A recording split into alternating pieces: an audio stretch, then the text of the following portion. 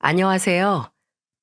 저는 제 뱃속으로 낳지 않았지만 평생을 가슴으로 키워온 제 아들을 빼앗길 뻔했던 60대 아줌마입니다. 여러분, 여러분께서는 자식을 빼앗길 뻔한 적이 있으신가요? 아니면 혹시 빼앗기는 상상이라도 해보신 적 있나요? 여러분은 아마 상상도 못 하실 겁니다. 눈에 넣어도 안 아픈 게 자식이라는데 그런 자식을 빼앗기는 건 있을 수도 있어서도 안 되는 이야기니까요. 그런데 몇 년 전 저는 실제로 제 아들을 빼앗길 뻔했습니다. 그것도 당연하다는 듯이 뻔뻔하게 내놓으라고 소리치는 사람들에게요. 억만금을 줘도 안 내어줄 제 아들을 말입니다. 그리고 그런 아들을 제가 어떻게 지켜냈는지 여러분들에게 이야기하고 싶어 이렇게 사연을 보냅니다. 저는 꽃피는 시절 20살의 첫 남편과 만나 일찍이 결혼 생활을 시작했습니다. 그리고 저는 어렸을 적부터 아이들을 무척 좋아했어요. 동네 아이란 아이는 다 제 손을 타고 자랐다 해도 과언이 아니겠죠. 그래서인지 어렸을 때부터 저는 엄마가 되는 게 꿈이기도 했고요. 그런데 왜 인연은 하늘이 내려준다고 하잖아요. 제 삶에는 자식연이 없었던 건지 애석하게도 저는 첫 번째 남편과 함께했던 20년이란 길고 긴 시간 동안 3명의 아이를 유산하고 말았어요. 20년이란 결혼 생활 동안 자식이 하나도 없으니 제 결혼 생활이 순탄할 일이 있었겠어요? 첫 번째 남편은 집안의 장남이었는데 그 시절에 장남에게서 자식이 없으니 시어머니가 절 가만둘 리 없으셨죠. 제가 시어머니께 혼이라도 나는 날에는 애도 못 낳는 게부터 시작해서 네가 우리 집 대를 다 끊어놨다 하시며 절 사정없이 몰아세우셨죠. 또 유산하고 슬픈 마음에 홀로 방에 누워 있으면 시어머니는 어김없이 나타나 있던 애도 네가 잡아먹어 놓고 어딜 누워있냐 하시면서 절 참 모질게도 내치시곤 했어요. 지금 시대였으면 제가 시어머니께 대들어 보기라도 했을 텐데 그 당시에는 그게 무슨 큰 죄라도 되는 줄 알았어요. 그래서 입도 떼지 못하고 그 모진 소리를 다 듣고만 있었네요. 그렇게 시간이 지나고 이제 아이를 갖기 힘든 나이에 접어드니 시어머니는 절 사람 취급도 안 하시더라고요. 그리고 시어머니와 똑같았던 남편도 이제는 대놓고 외도를 저질렀고요. 그리고 원망하는 절 보며 시어머니와 똑같이 아이도 못 낳으면서 이 집안엔 왜 있냐 라는 망언도 서슴없이 해댔네요. 그래서 결국 40이란 나이에 사람 취급도 안 해주는 그 모질고도 모진 곳에서 도망 나왔습니다. 첫 번째 남편과 이혼한 후 저는 한동안 아무것도 하지 못했어요. 40살에 자식도 없고 남편도 없고 심지어 친정도 없었던 저는 살아야 할 이유마저도 없었죠. 그런데 삶의 끈은 제가 놓는다고 놓아지는 게 아니더군요. 그렇게 시간이 흘러가는 대로 살다 보니 어느새 몇 년이 흘렀고 저는 두 번째 남편을 만났습니다. 두 번째 남편은 참 자상했습니다. 그때 두 번째 남편은 제가 일하던 백반집에 자주 오시는 단골 손님이었어요. 험한 손님들과 달리 제게 항상 존대해주며 상냥하게 대해주시니까 저도 마음이 가더라고요. 지옥 같은 20년의 결혼 생활을 청산했을 때 전 내 인생에서 더 이상 남자랑 같이 지낼 일은 없을 거야 라고 수없이 다짐했었습니다. 하지만 두 번째 남편을 만나보니 다시 한번 누군가의 아내로서 살아보고 싶다는 욕심이 들더라고요. 그래서 결국 전 재혼을 선택하게 되었고요. 그리고 참 인생사 세옹지마라고 제게 아이가 없다 보니 재혼하는 데는 아무 문제가 없더군요. 20년의 결혼 생활에서는 저를 그렇게도 괴롭혔는데 말입니다. 재혼한 남편에게는 아들이 한 명 있었습니다. 왜 대개 재혼할 때 상대방의 아이 문제로 의견이 대립해서 다투기도 하고 그러잖아요. 하지만 저는 아이를 갖는 게 절실한 소망이어서 그랬는지 남편에게 아들이 있다는 점이 큰 축복처럼 느껴졌습니다. 그리고 꼭 좋은 엄마가 되겠다고 속으로 수없이 다짐했죠. 그렇게 제가 40살 초반이었을 때 저는 이제 막 중학교에 입학하는 아들이 한 명 생겼습니다. 이름은 최혁준. 혁준이를 처음 만나던 날이 제겐 아직도 생생하네요. 중학생이면 많이 어린 나이도 아닌데 제 아빠 손을 꼭 잡고 나타나서는 눈에 쌍심지를 켜고 절 한참이나 째려보는 게 아니겠어요? 그 당시 혁준이의 키는 제 귀 정도 오는 높이였는데 다 큰 아이가 절 그렇게 쳐다보니 처음엔 꽤 무서웠죠. 그런데 이내 어린아이가 어떤 일들을 겪었길래 앳된 얼굴에서 나이에 맞지 않는 저런 표정이 나오는 걸까 하고 생각해보니 되려 안쓰럽더군요. 그리고 혁준이와 내가 친해질 수 있을까 하는 걱정도 들었죠. 그런데 그런 제 걱정은 현실이 되었어요. 몇 주면 될 줄 알았던 혁준이의 낯가림은 몇 달이나 지속되었는데 그만큼 제 속은 타들어가는 것 같았습니다. 이런 제가 딱해 보였는지 동네 아주머니들은 남의 자식 키우는 게 제 자식 키우는 것보다 어렵다라고 하시면서 절 위로해 주셨죠. 이런 위로를 받을 때면 그래, 이런 상황에서 나만 힘든 게 아니구나 싶다가도 한편으로는 혁준이와 내가 사이 안 좋은 게 온 동네 사람들도 다 알 정도구나 하면서 속이 좀 상하더라고요. 혁준이는 제게 온몸에 털을 아주 뾰족하게 세우고 있는 고양이 같았어요. 그리고 식사 시간만 되면 혁준이는 어김없이 제 아빠한테 혼이 났는데 이유는 이랬습니다. 최혁준, 너 왜 밥 안 먹어? 아빠가 또 화를 내야 먹겠어? 여보, 혁준이가 먹고 싶으면 먹겠죠. 식사 시간마다 왜 애를 못 잡아서 그래요. 너 또 엄마가 네 밥 했다고 안 먹는 거야? 너 지금 그게 뭐 하는 행동이야? 네 엄마가 너 좋아하는 잡곡밥에 고등어 구이에 된장찌개에 한 상을 차려놨는데 넌 왜 밥을 안 먹냔 말이야? 내가 언제까지 네 밥을 일일이 따로 차려줘야 하는 건데, 어? 사내 자식이 꾹 닫고만 있지 말고 뭐가 불만인지 말을 해보란 말이야. 혁준아, 아니야. 엄마가 미안해. 오늘 시장에 갔는데 고등어가 너무 좋았거든. 그래서 우리 혁준이한테 빨리 주고 싶은 마음에 요리를 내가 제 말이 끝나기도 전에 휙 하는 소리와 함께 혁준이가 또 상을 엎었습니다. 그리고 그날 처음으로 제 아빠에게 대들며 울면서 이렇게 말하더군요. 친엄마도 날 버렸어요. 10년 넘게 날 키워온 엄마도 내가 잘 때 그것도 한마디 인사말도 없이 날 그렇게 버리고 갔다고요. 친엄마도 날 그렇게 대하는데 새엄마라고 계모라고 뭐가 다르겠어요? 이 여자가 해준 밥을 왜 안 먹냐고요? 여기에 독을 탔을지 내가 어떻게 알고 먹어요. 나만 없으면 이 여자랑 아빠 둘이 잘 지낼 텐데 이 여자 눈에는 제가 눈의 가시 아니겠냐고요. 뭐? 뭐 이 자식아? 계모? 뭐 독을 타? 넌 그게 맨날 얼굴 보고 지내는 네 엄마한테 할 소리야? 네 버리고 간 친엄마야. 나 싫다고 도망간 거고. 네 새엄마는 너랑 나 좋다고 여기 와서 같이 지내는 건데 너만 마음 열면 될걸. 왜 너 한 놈 때문에 우리 가족이 매번 이렇게 기분 나빠야 하냔 말이야. 거봐요. 아빠도 지금 내가 눈에 가시라고 얘기하시는 거죠? 나만 없으면 이 집안을 잘 돌아갈 테니까 나가라는 거잖아요. 뭐시? 순간 화를 참지 못한 남편이 혁준이의 뺨을 때리려고 했죠. 너무 놀란 저는 혁준이를 지켜야 한다는 생각이 들어 혁준이의 얼굴을 감싸 안았어요. 그렇게 남편의 손은 제 뒤통수를 때렸고 아악 하는 소리를 내면서도 저는 혁준이의 얼굴을 꽉 감싸 안고 있었죠. 여보, 왜 당신이 끼어들어?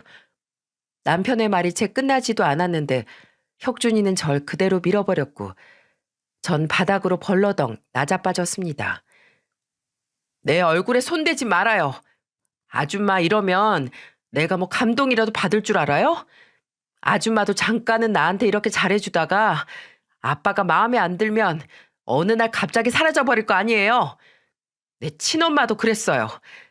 나한테는 항상 잘해주셨는데 아빠가 마음에 안 든다면서 저한테 말도 없이 떠난 거라고요. 아줌마도 아빠 보고 이 집 들어온 거잖아요. 그러면 그냥 아빠한테나 잘하고 아빠한테나 이쁨 받으며 살아요. 그러다 아빠가 싫어지면 그냥 아빠한테만 상처 주고 집 나가시라고요. 바닥에 널브러져 있는 저를 매섭게 쳐다보며 숨도 쉬지 않은 채 말하던 혁준이는 남편의 윽박에도 아랑곳하지 않고 그대로 집을 나가버렸죠.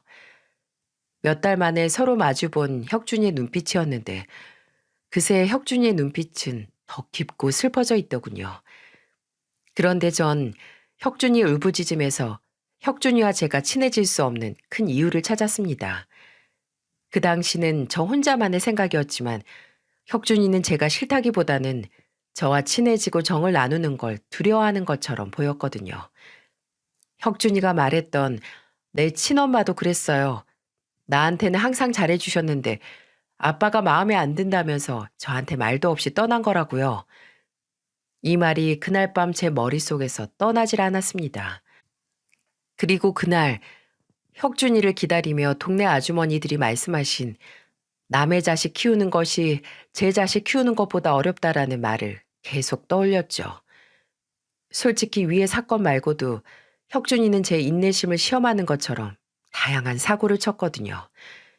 일일이 이 사연에 언급하기도 뭐하지만 정말 제 친아들이었으면 데려다가 몽둥이로 엉덩이에 시퍼렇게 멍이 들 정도로 때려서라도 그 버릇을 고쳐놨을 정도로 말입니다. 그런데 저 한 공간에 있는 걸로도 몸서리치게 싫어하는 앤데 제가 훈육을 한다 한들 그걸 본인을 위한 거라고 생각할까요?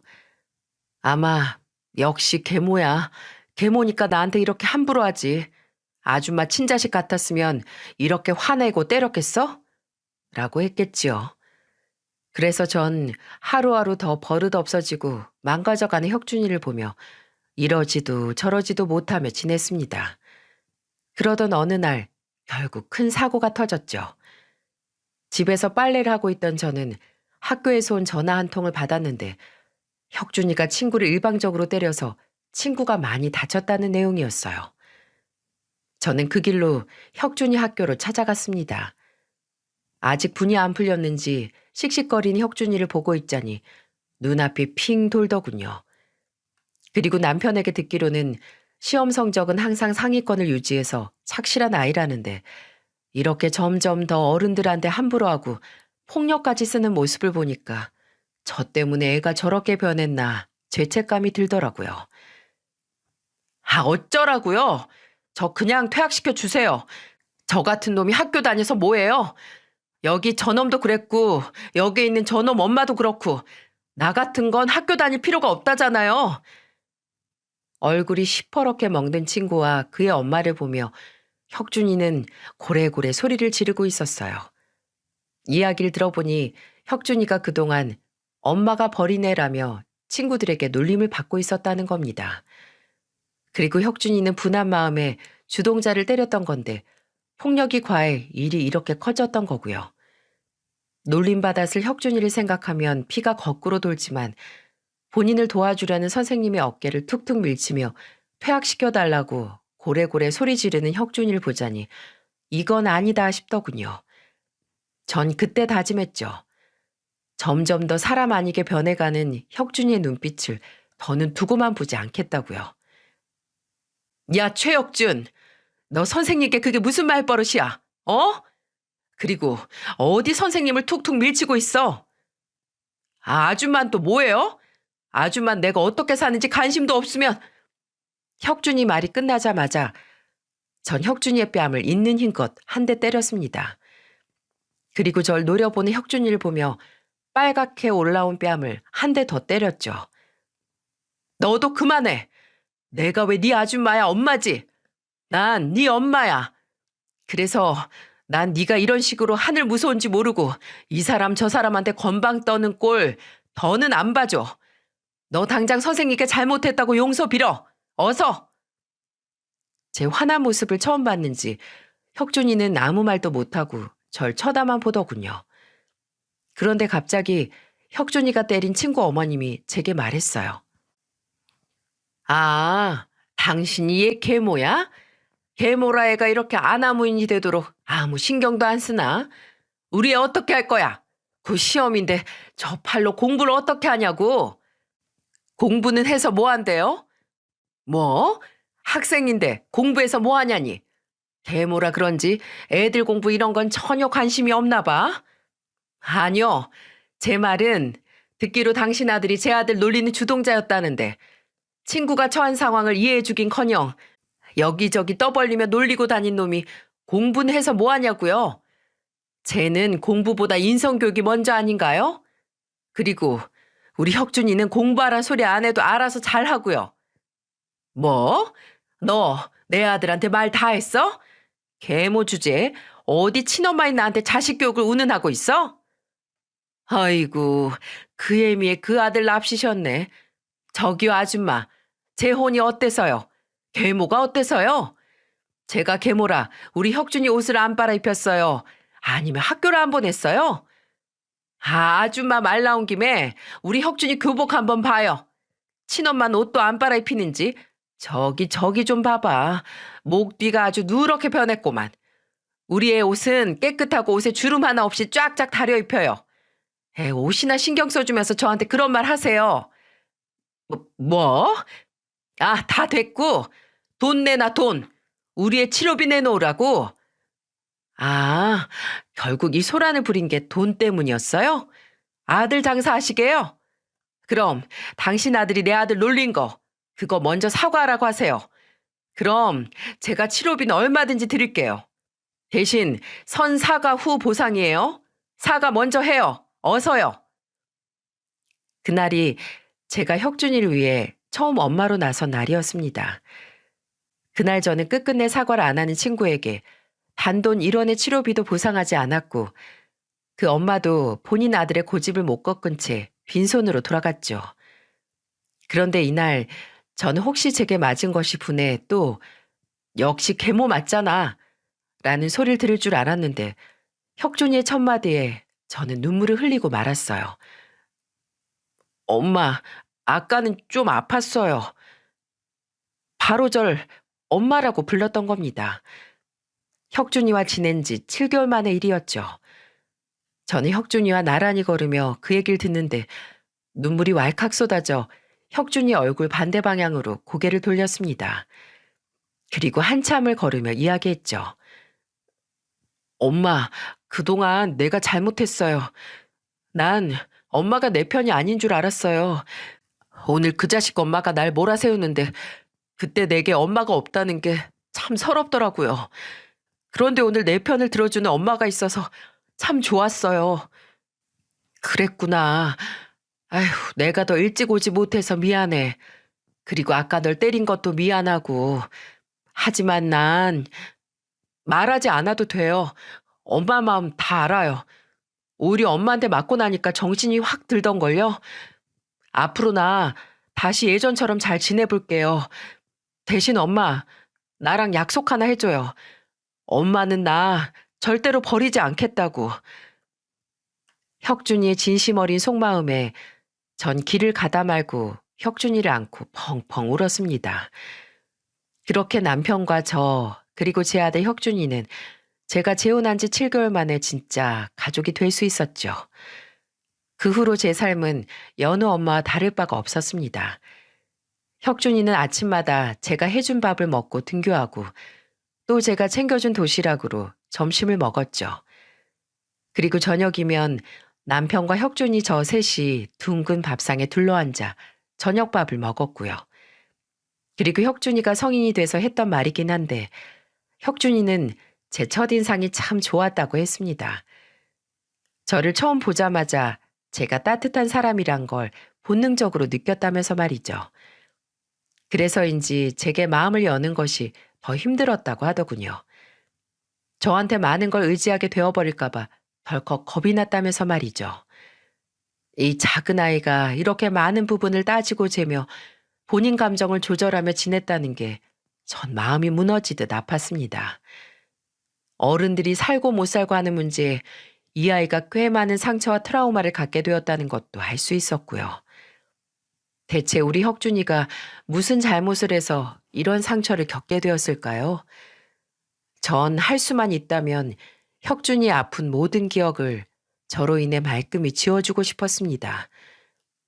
그리고 그러기 위해 무던히도 노력했고요. 그리고 혁준이도 그런 제 마음을 알았는지 저희는 서로 손을 꼭 잡으며 장을 보러 다니는 친구 같은 모자지간이 되었죠. 그런데 기쁨도 잠시 몇 년 후 공사 현장에서 일용직으로 일하던 남편이 추락사로 갑자기 세상을 떠나게 되었습니다. 그리고 하늘나라로 가기 전 제게 이런 유언을 남기더군요. 평생 같이 살기로 한 약속 지키지 못해서 미안하다. 그리고 엄마에게 버림받았던 우리 혁준이 이번엔 부디 버리지 말아줘. 라고요. 참 바보 같은 사람이죠. 혁준이는 이미 제 아들인데 본인 떠난다고 제가 아들을 버릴 리가 있나요? 그렇게 남편은 응급실에서 이틀을 보낸 후 저랑 혁준이와 작별 인사를 했어요. 그 후로 저와 혁준이는 굉장히 힘든 시간을 보내게 됐습니다. 혁준이의 꿈은 의사였어요. 어렸을 적부터 의사가 꿈이었다고 하더군요. 그런데 의사 되는데 얼마나 많은 시간과 돈이 드는지 여러분도 잘 아시죠? 의대에 합격한 혁준이는 없는 시간을 쪼개고 쪼개 과외를 했습니다. 그리고 아들의 꿈을 이뤄주기 위해 저도 남편이 하늘나라로 간 후에는 식당 일을 다시 시작했죠. 제가 다녔던 식당은 24시간 문을 열었었는데 주인한테 사정을 얘기하고 제가 잠자는 몇 시간을 제외하고는 일만 했던 것 같아요. 그렇게 10여 년도 훌쩍 넘는 시간을 보내고 아들은 정식 의사가 되었죠. 그리고 안정기에 들어섰을 때 제게 결혼할 여자를 소개해 준다고 하더라고요. 이름이 연주였는데 얼굴이 어찌나 예쁘던지 제 아들 혁준이와 같이 서 있으면 선남선녀가 따로 없더라고요. 어머니, 저희 왔어요. 그래, 혁준이 왔구나. 어머님 안녕하세요. 김연주라고 합니다. 연주 씨, 그래 반가워요. 아유, 이렇게 누추한 집까지 다 와주고 내가 다 고맙네요. 아유, 누추하다뇨. 혁준 오빠 집이어서 그런지 저도 너무 편하고 좋은걸요? 그렇게 생각해주면 내가 고맙고요. 뭘 좋아할지 몰라서 우리가 평소 먹던 거에 갈비찜 좀 해보려고 하는데 괜찮아요? 혁준이가 말했던 시간보다 1시간이나 일찍 오는 바람에 내가 아직 준비를 다 못했는데 이걸 어쩌나? 어머님, 저 갈비찜 좋아해요. 그리고 제가 오빠 방도 구경하고 싶고 그래서 빨리 오자고 했어요. 혹시 제가 도와드릴 건 없나요? 아유, 없어, 없어. 없고 말고. 혁준이 방에서 둘이 푹 쉬고 있어요. 혁준이가 바빠서 데이트도 잘 못하는 것 같던데 난 괜찮으니까 잠깐이라도 데이트하고 있으면 내가 부를게요. 처음 봤지만 싱글싱글 잘 웃고 도울 것이 없겠냐며 묻는 혁준이의 여자친구를 보는데 제 마음이 다 뿌듯했습니다. 착한 우리 혁준이가 딱 본인 닮은 아가씨를 만났구나 싶어서요. 혁준이와 혁준이의 여자친구, 그러니까 편하게 연주라고 적겠습니다. 혁준이와 연주는 방에서 오순도순 이야기하는 소리가 들렸고 저는 분주히 음식을 준비하고 있었죠. 그런데 웬걸 제가 양파를 사온 줄 알았는데 깜빡하고 안 사왔더라고요. 왜 매번 장볼 때마다 꼼꼼하게 체크한다고 하는데 막상 요리할 때 되면 한두 개씩 꼭 빼먹고 오잖아요. 야채 가게까지는 시간이 좀 걸렸는데 이것저것 준비하느라 정신이 없었던 저는 혁준이에게 양파 좀 사와달라고 부탁했죠. 그렇게 혁준이만 집 밖으로 나가고 연주와 저 둘만 집에 남게 되었습니다. 그런데 혁준이가 나가고 나자 연주의 눈빛이 갑자기 변하더군요. 팔짱을 끼고 집 여기저기를 돌아다니며 뭔가를 찾는 눈치였죠. 연주 씨, 뭐 찾는 거라도 있어요? 아니요, 그냥 보는 거예요. 이런 집은 처음 와봐서요. 이런 집이요? 아, 아니에요. 혁준 씨 집에 처음 와봤다고요. 그런데 어머니, 식탁이 안 보이는데 우리 밥은 어디서 먹어요? 아, 부엌이 좁아서 우리 집은 식탁이 없어요. 손님용 상이 있는데 이따 음식 준비되면 상 펴서 먹을 거예요. 네? 방바닥에서 밥을 먹는다고요? 아휴, 혁준 오빠도 참. 미리 말이라도 좀 해줬으면 바지 입고 오는 건데. 아휴, 하여간 별로라니까. 그러게, 치마를 입었네요. 그럼 내 옷이라도. 아니요, 저 마트까지는 얼마나 걸리나요? 한 5분? 5분 정도 그럼 얼마 안 남았네. 알겠어요. 전 오빠 방 더 구경해도 되죠? 편할 대로. 계속해서 제 말을 끊어먹던 연주는 그대로 혁준이 방으로 횡하니 들어가더군요. 아까와 같이 상냥한 목소리긴 한데 뭔지 모르게 갑자기 확 바뀌어버린 연주의 분위기는 절 의아하게 만들었죠. 그런데 갑자기 달칵하고 혁준이 방문이 잠기는 소리가 들리는 게 아니겠어요? 제가 방에 들어갈 것도 아닌데 문을 잠그니까 저도 기분이 썩 좋지만은 않더군요. 그런데 한 1, 2분쯤 흘렀을까 갑자기 우당탕하고 혁준이 방에서 무언가 떨어지는 소리가 들렸죠. 그래서 저는 깜짝 놀라 혁준이 방을 열었어요. 그 사이 연주는 황급히 뭔가를 본인의 가방에 숨겼는데 이내 절 보고 소리 높여 말하더군요. 어머니, 노크도 없이 그렇게 들어오시면 어떡해요. 그리고 제가 방문까지 잠갔는데 그렇게 문까지 따고 들어오시는 건 예의가 아니죠. 아, 여기 방문이 고장나서 잠가도 그냥 열리는 문이라. 아니, 그런데 도대체 뭘 했길래 그렇게 놀라는 건지 이해가 안 돼. 갑자기 소리를 지르는 연주에 저는 깜짝 놀랐고 말을 이어나가려던 찰나에 혁준이가 들어왔습니다. 어머니, 무슨 일이에요? 아니다. 연주가 네 방 구경하다 뭘 떨어뜨린 것 같구나. 곧 식사 준비 끝나니까 밥 먹을 준비해라. 제가 갑자기 방문을 연 건 잘못이긴 했지만 그렇게 소스라칠 정도로 놀라고 소리를 지르는 연주가 내심 찝찝했죠. 그런데 혁준이가 다시 돌아오자 연주의 분위기는 처음 그때처럼 다시 바뀌더군요. 어머니, 음식 솜씨가 너무 좋으세요. 저희 가정부, 아니, 우리 집에서는 절대 못 먹을 맛이에요. 그렇게 말해주니 기분이 좋네요. 많이 했으니까 먹고 더 먹어요. 그런데 혁준이가 워낙 바쁘다 보니 내가 혁준이한테 연주 씨 이야기를 많이 못 들어서요. 혹시 실례가 안 된다면 무슨 일 하는지 물어봐도 될까요? 저 배우예요. 촬영하다 다쳐서 병원에 간 적이 있는데 그때 병원에서 혁준 오빠를 처음 만났어요. 그리고 어머님, 말 편하게 해주세요. 그게 제가 더 편할 것 같아요. 알겠어요. 그럼 이제 편하게 할게요. 그런데 배우라고? 어쩐지 처음 들어올 때부터 일반인 같지 않다 생각은 했는데 역시 배우였구나. 그런데 TV에서는 본 적이 아직 인기 있는 드라마에선 나온 적은 없어요. 일 얘기 말고 다른 얘기하면 안 될까요? 일 얘기에 갑자기 제 말을 또 잘라먹고 표정이 변한 연주. 그리고 황급히 말을 돌리는 혁준이를 보며 제가 뭔가 실수한 것 같다는 느낌이 들 때쯤 연주의 핸드폰 벨소리가 울렸습니다. 혁준이 방에서 통화를 한다고 하던 연주는 약간씩 언성이 높아졌죠. 그리고 이내 나와서는 식사를 다 끝냈는데 이만 먼저 가봐도 되겠냐고 묻더군요. 그래도 제게 처음 인사하는 자리였는데 그렇게 횡하니 가버리는 게 좀 아쉽긴 했어도 워낙 요즘 젊은 친구들은 바쁘게 지내니 그러려니 했습니다. 그리고 또 얼마의 시간이 흐르고 혁준이와 연주는 계속 잘 지내는 듯 했습니다. 그런데 어느 날부터 부쩍 혁준이가 술 먹는 날이 많아졌고 집에서도 얼굴에 늘 그늘이 져 있더군요.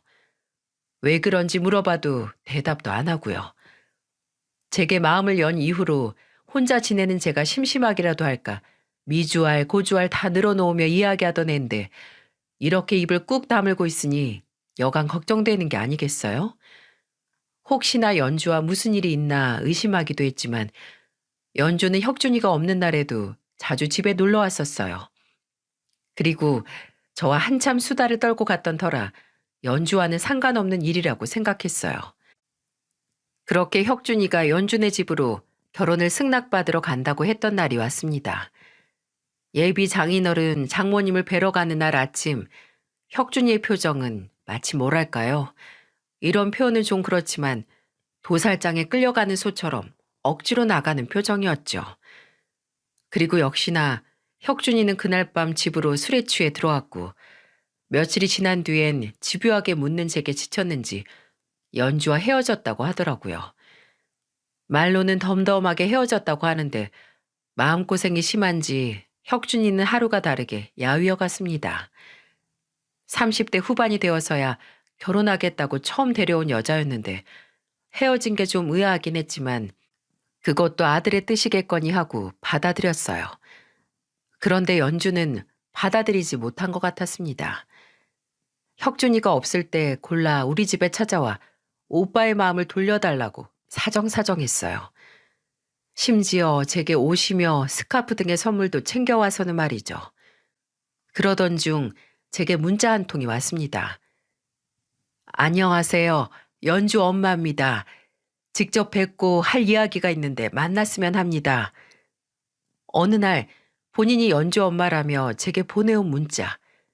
이전에 연주가 자주 연락드리겠다며 제 번호를 알아간 적이 있었는데 제 번호는 아마도 연주가 알려준 모양이었어요. 혁준이는 연주와 정리한다고 했는데 이 자리를 나가야 하나 말아야 하나 고민했었죠. 그런데 제 아들이 힘들어하는 이유라도 들어봐야겠다 싶어 전 약속을 잡고 자리에 나갔습니다. 저는 집 앞에 있는 큰 한식당으로 갔고 그곳에는 김연주로 예약된 방이 하나 있었죠. 직원에게 예약된 방을 안내받고 들어갔는데 글쎄 거기에 혁준이가 있는 게 아니겠어요? 어머니, 혁준아, 네가 여긴 어떻게... 병 원장님, 저희 어머니는 여기 왜 부르신 거예요? 제가 그만큼 말씀드렸잖아요. 갑자기 벌어진 상황에 저는 아무 말도 하지 못하고 화를 내는 혁준이만 쳐다보고 있었어요. 혁준이 맞은편으로는 한 부부가 있었는데 혁준이가 병원장이라고 불렀던 분은 연주의 아버지셨고 그 옆에는 제게 문자를 보냈던 연주 어머니가 앉아 계셨죠. 그리고 연주와 연주 남동생도요. 마치 상견례 자리 같았습니다. 연주 부모님은 TV에서나 나올 법한 뭐랄까요? 부잣집 중년 부부 같은 모습이었어요. 나름 기죽기 싫어 저도 옷장에 있던 옷 중에 제일 좋은 거로 입고 나왔는데 그 당시 제가 참 초라하게 보이더라고요. 혁준이 어머님 되시죠? 안녕하십니까? 저는 연주 애비 되는 사람입니다. 아, 네, 안녕하세요. 그런데 지금 이게 어떤 상황인가요? 저는 연주 어머니를 뵈려고 나왔는데요. 어머니, 어머니는 제가 연주랑 끝났다고 그렇게 말씀드렸는데 이 자리에 나오긴 왜 나오셨어요? 저랑 당장 나가요. 제 대답에 또 화를 낸 혁준이는 이내 제 손을 확 잡아 끌더니 문 밖으로 나가려고 했죠. 그러자 연주 아버지께서 이렇게 말씀하시더군요.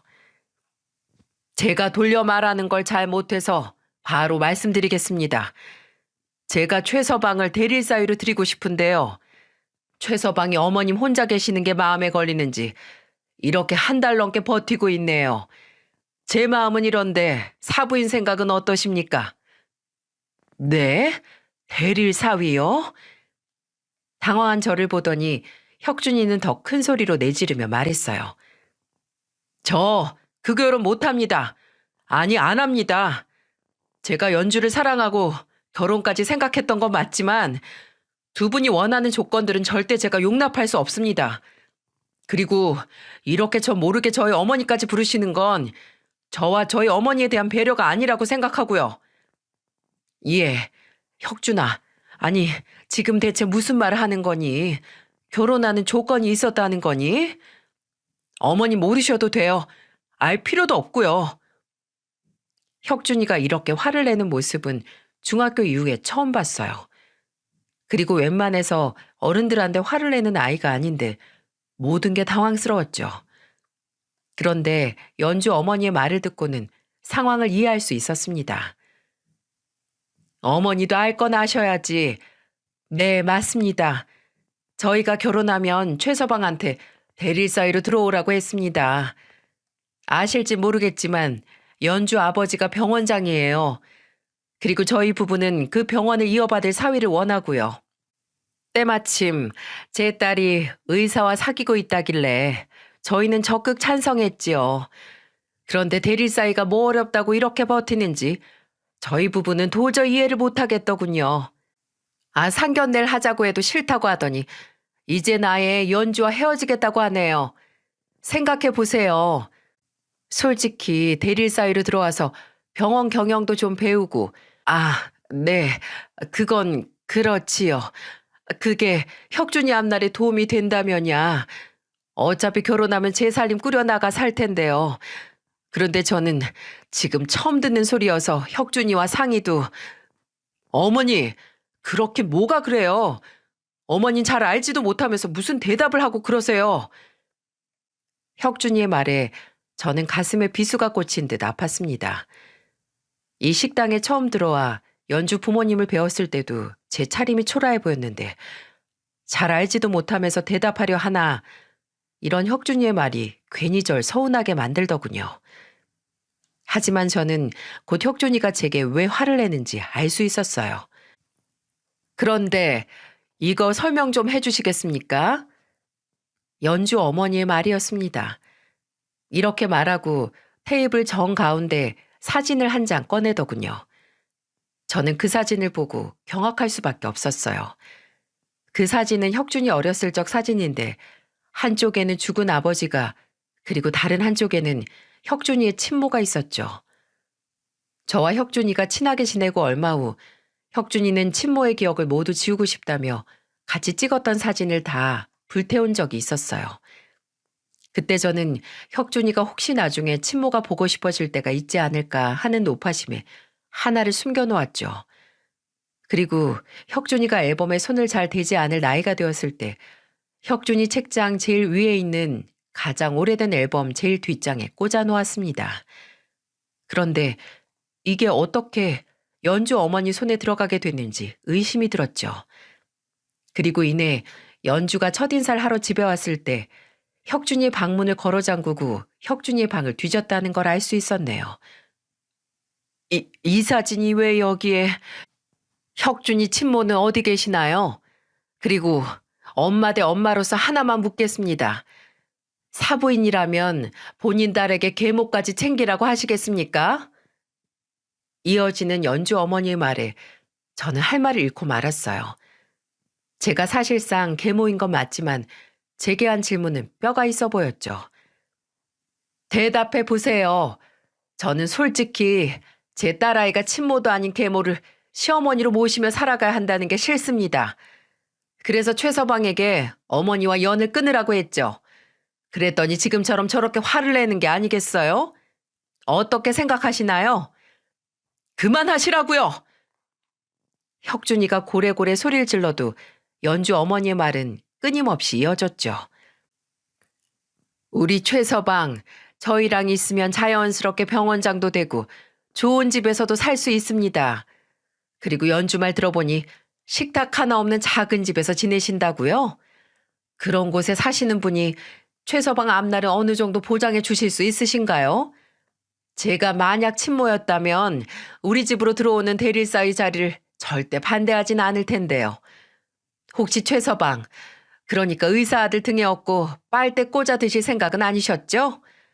본인이 진짜 아들로 생각하신다면 얼른 최서방 설득해서 결혼하게 만드시고 최서방 앞날을 위해 연 끊어주세요. 그래야 최서방도 마음 편히 대릴사이로 들어와서 살지 않겠어요? 참 기가 막히고 코가 막히는 상황이었습니다. 제가 계모가 맞긴 하지만 저는 혁준이를 마음으로 낳고 눈물로 키웠습니다. 제 친아들과 다름없게 20여 년 넘게 키웠는데 이런 대접을 받다니요. 연주 어머니의 말에 기가 차서 이대로는 안 되겠다 싶어 따지러 들 때 혁준이가 이렇게 말하더군요. 제 어머니 모욕하는 말은 그만하세요. 제 어머니 남들은 다 계모라고 해도 저한텐 친엄마입니다. 도망간 제 친모보다 저한테 더 지극정성으로 대해주셨고 두 분이 원하시는 그 의사 사위의 의사도 다 제 어머니 덕에 가능했던 거고요. 그런데도 지금 제 어머니랑 연을 끊으라는 겁니까? 그것도 결혼의 조건으로요? 저는 절대 그럴 일 없습니다. 그리고 제가 그 조건 못 받아들인다고 그렇게 말씀드렸는데 왜 이렇게 끈질기게 이러시는데요? 제가 연주랑 처음 만날 때부터 무조건 사위 삼겠다며 제가 일하는 곳에 사랑까지 붙여서 절 하나하나 감시하셨잖아요. 제가 모를 것 같았습니까? 그리고 이젠 하다하다 연주한테 제 방까지 뒤지게 하셨나 본데 제 약점이라도 잡을 심산이셨어요? 그래서 찾아내신 게 우리 엄마가 친모가 아니라 계모라는 거고요. 제발 그만 좀 하세요. 스토커도 아니고 이게 무슨 짓입니까? 아니 오빠. 오빠는 왜 우리 엄마한테 계속 소리 질러? 솔직히 우리 집 정도면 오빠한테는 경사 아니야? 적당히 좀 튕기라고. 그리고 나도 이제 곧 유명 배우 될 텐데 병원장 등에 업었겠다. 와이프는 배우겠다. 오빠한테 뭐가 부족한 결혼이라고 이렇게 튕기냔 말이야. 그리고 나도 엄마 말 동의해. 내가 왜 괴물을 시어머니로 모셔야 하는데? 그렇게 작고 냄새나는 집에서 말이야. 오빠 그냥 엄마랑 연 끊고 우리 집에 들어와 살자니까? 그래 최서방. 그리고 난 미리 말하지만 친자식도 아닌 최서방 결혼식에 계모가 혼주석에 앉아있는 꼴 절대 못 보니까 그렇게 하려고. 뭐라 부를 말이 없네. 최서방 계모님, 제 말 들으셨죠? 당신 혼주석에 절대 앉지. 연주 어머니의 말이 끝나기도 전에 혁준이가 연주 어머니 뺨을 때렸습니다. 너무 갑자기 벌어진 상황에 연주 아버지는 벌떡 일어나시고 연주는 본인 어머니를 감싸 안았죠. 대체 결혼 안 한다는데 무슨 결혼식이고 무슨 혼주석이에요? 다들 정신 차리세요. 그리고 야 김연주, 너 입 안 다물어? 너 나랑 왜 결혼하고 싶은 건데? 너 남자 있잖아. 그것도 내가 모를 줄 알았어? 너 의사 사위 아니면 안 된다는데 네 부모 뜻 따라 나랑 결혼만 하려고 했던 거 아니야? 난 너한테 정말 진심이었는데 넌 아니더라. 나 연우한테 다 들었어. 너랑 네 부모가 나 대릴 사이로 앉혀놓고 나 개처럼 부려먹으려고 했다는 거. 그래서 날 선택한 거겠지. 가난한 의사놈 구해서 당신들 뜻대로 부리려고. 혁준이의 말은 충격 그 자체였습니다. 혁준이가 말한 연우는 연주의 친남동생입니다.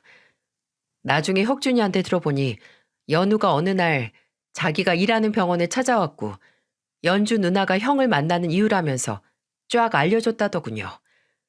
그리고 그 이유를 혁준이는 연준의 부모님이 억지로 만들어낸 이 상견례 자리에서 하나부터 끝까지 다 말하기 시작했고요.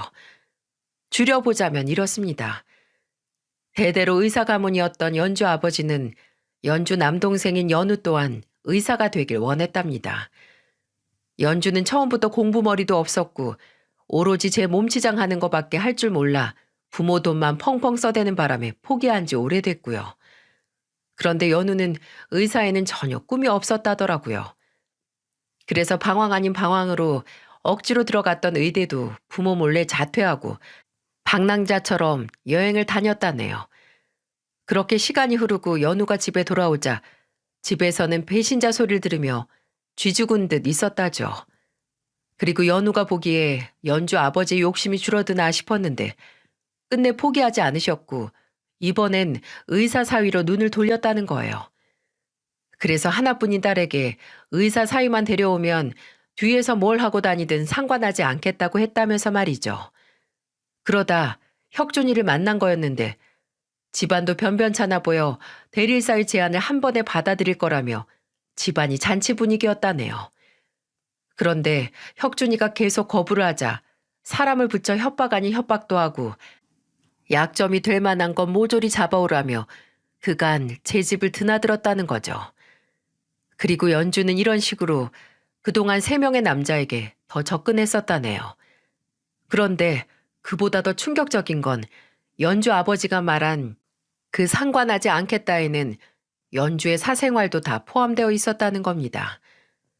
그리고 평소 문란했던 연주는 그새를 못 참고 제 아들 혁준이와 여러 남자를 동시에 만나고 있었고요.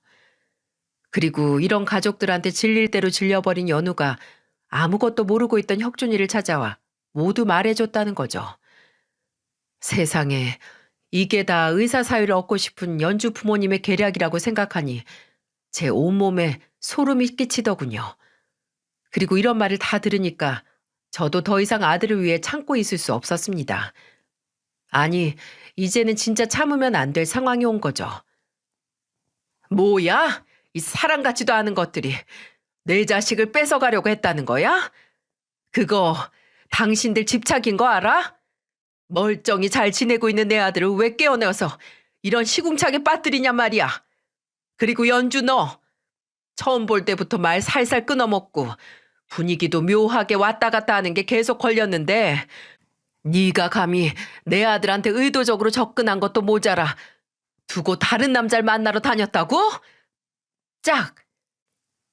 저는 혁준이가 연주 어머니의 뺨을 때린 걸로도 분이 식지 않아 이번엔 제가 연주의 뺨을 한 대 쳐버렸습니다.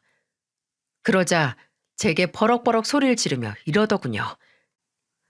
아줌마, 나 배우예요. 배우는 얼굴이 생명인 거 몰라요? 아, 진짜 별.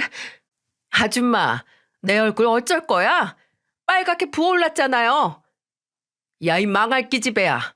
뭐 배우? TV에 얼굴 한번 안 비치는 배우가 있냐? 어? 말만 배우 하지. 배우라면 먼저 행실을 더 단디해야지. 이 남자 저 남자 만나고 다닌 싸구려 주제에 네가 무슨 배우? 어? 내 아들 아까운 시간 어떻게 보상할 건데? 네가 어떻게 보상할 거냐고? 그리고 당신들은 어떻게 보상할 건데? 그렇게 전 연주와 연주 어머니의 머리채를 한 손에 하나씩 잡고 마구 흔들어댔습니다. 연주 아버지는 처음에는 저를 강하게 말리는 듯 했는데 이내 해탈한 듯 자리를 나가시더라고요. 그런데 그걸 그냥 나가게 놔둘 수 있나요? 제 아들을 건드렸는데요. 저는 복도까지 쫓아가 연주 아버지, 아니 그 빌어먹을 놈 머리채도 잡고 휘둘렀는데 글쎄 가발이 쑥 하고 벗겨지대요. 그래서 하는 수 없이 전 떨어진 가발을 식당 홀에 여러 손님이 식사 중인 테이블들 한가운데 던져버렸습니다. 당황한 연주 아버지가 후다닥 달려가 가발을 찾고는 쏜살같이 도망 나가던데 그 모습이 얼마나 웃기던지요. 그리고 그 뒤로 연주와 연주 어머니도 머리가 헝클어진 채로 뒤쫓아 나갔는데 제 아들이 그동안 당했던 마음고생에 비하면 아무것도 아니지만 그래도 꽤 통쾌하더라고요. 그렇게 하늘 무서운 줄 모르고 설쳐대는 사람들이 어디 그런 창피를 당해나 봤겠어요? 그날 저녁 저는 오랜만에 혁준이와 둘이 밥상 앞에 앉아 진지한 대화를 했습니다. 혁준이는 우리 엄마 역시 안 죽었다며 예전에 교무실에 찾아와서 소리 질렀던 그 무서운 얼굴이 아직 남아있네 라고 말했고 저 역시도 이 애미를 선택해줘서 고맙다 라고 말했죠. 그날 이후 제 아들을 빼앗아가려 했던 그 집안 식구들은 나타나지 않았지만 저와 혁준이는 그 일 이후로 더 끈끈해졌죠. 그렇게 2년 후 혁준이는 친구의 소개로 자기를 빼닮은 선한 여자를 만났습니다. 그리고 아들의 손을 빌려 이 사연을 쓰는 지금 혁준이는 알콩달콩 결혼 생활하며 저와도 잘 지내고 있답니다. 여러분, 부모가 자녀에게 남겨줄 수 있는 가장 위대한 유산은 날마다 그들과 잠깐이라도 시간을 함께하는 것이다. 라는 말을 아시나요? 제가 가끔 이 애미는 혁준이 너한테 물려줄 게 없는데 혹시 그때 그 대릴사이 자리 포기한 거 후회하지 않니? 라고 물으면 혁준이가 제게 몇 번이고 해주던 말이었습니다. 어머니는 제게 이렇게 대화하는 시간만 오래오래 주시면 그걸로 충분해요. 라면서 말입니다. 여러분도 제 아들 혁준이의 말에 동의하시나요? 제 사연이 어느 시간대에 올라갈지 모르겠지만 제 사연을 보신 후라면 부모님께 전화 한번 해보시는 게 어떨까 싶네요. 부모와 자식은 함께하는 시간이 많을수록 좋은 거니까 말이죠. 이렇게 눈물로 키웠던 제 아들을 빼앗길 뻔했다가 되찾아온 제 긴 사연은 끝이 났습니다. 오랜 시간 긴 이야기를 들어주셔서 진심으로 감사합니다.